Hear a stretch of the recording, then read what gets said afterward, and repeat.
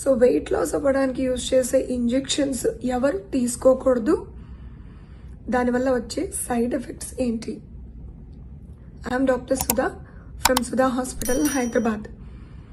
మన లాస్ట్ వీడియోలో weight loss అవ్వడానికి ఇంజెక్షన్స్ ఉన్నాయని తెలుసుకున్నాము. సో ఇవి ఎవరు తీసుకోకూడదు.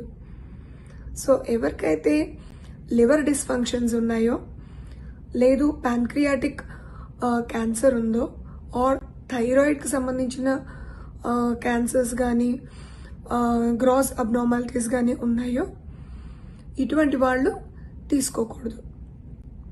ఈ ఇంజెక్షన్స్ తీసుకోవడం వల్ల సైడ్ ఎఫెక్ట్స్ ఏమైనా ఉన్నాయా? ఖచ్చితంగా ఉన్నాయండి.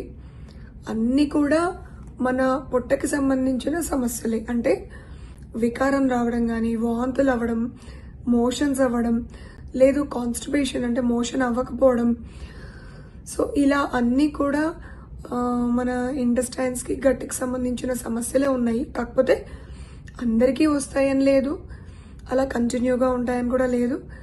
దానికి ప్రిపేర్ అయ్యి ఈ మెడిసిన్స్ వాడాలి. ఆ సైడ్ ఎఫెక్ట్స్కి తగ్గట్టుగా మెడిసిన్స్ కూడా ఇవ్వడం జరుగుతుంది.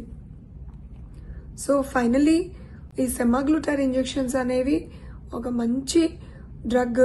ఇది గనక మన ఇండియన్ మార్కెట్లోకి వచ్చి పేషెంట్స్ అందరికీ అవైలబుల్ అయితే, అండ్ పేషెంట్స్ కూడా దీంతో పాటు డైట్, ఎక్సర్సైజ్ కూడా ఇంక్లూడ్ చేసుకుంటే ఖచ్చితంగా మంచి రిజల్ట్స్ వస్తాయి.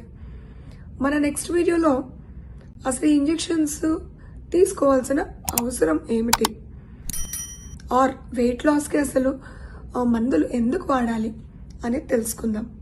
Thank you.